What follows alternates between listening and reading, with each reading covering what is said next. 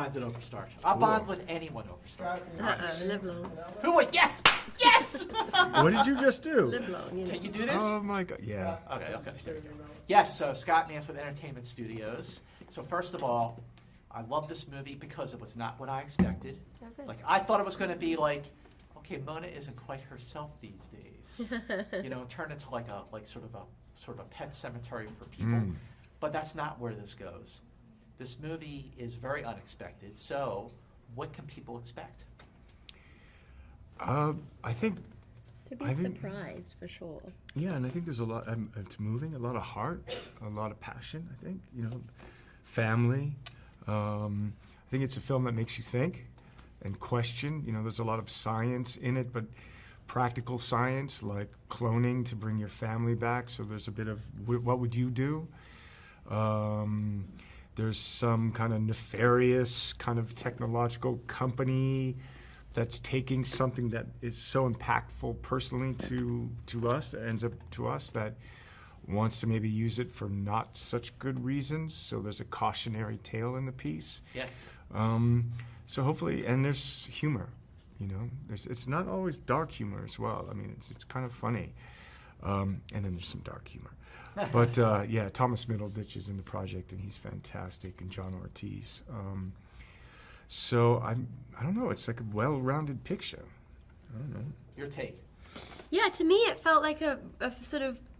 I mean, I watched it with some of my family, and it felt like a movie that played to the family, which I quite liked because it also does ask questions that are maybe a little bolder or braver or outside the box, and I think that it sort of pushes the boundaries in that way. I mean, it certainly made me question things, and it certainly kind of instills your belief in family. I mean, it really is a family story.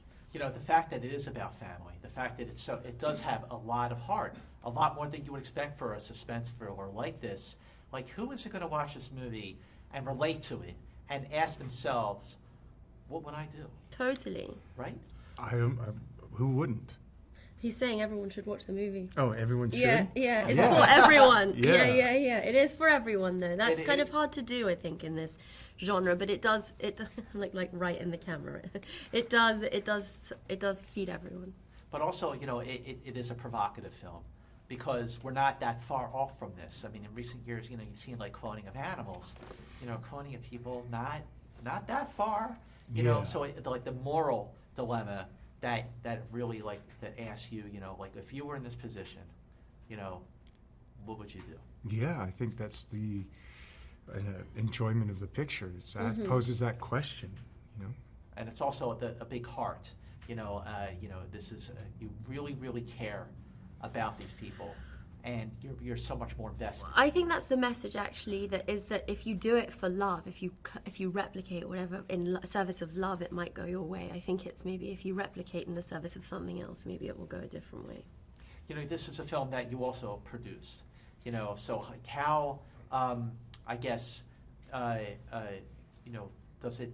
How much more did it mean to you to really make this film? Yeah, I was part of the beginning of the story and telling of this story and in the creation of it. I'm an executive producer on the picture, so I wasn't doing physical production, but in terms of the creative it was my baby. It is my baby, and people tend to talk about these things as laborers of love,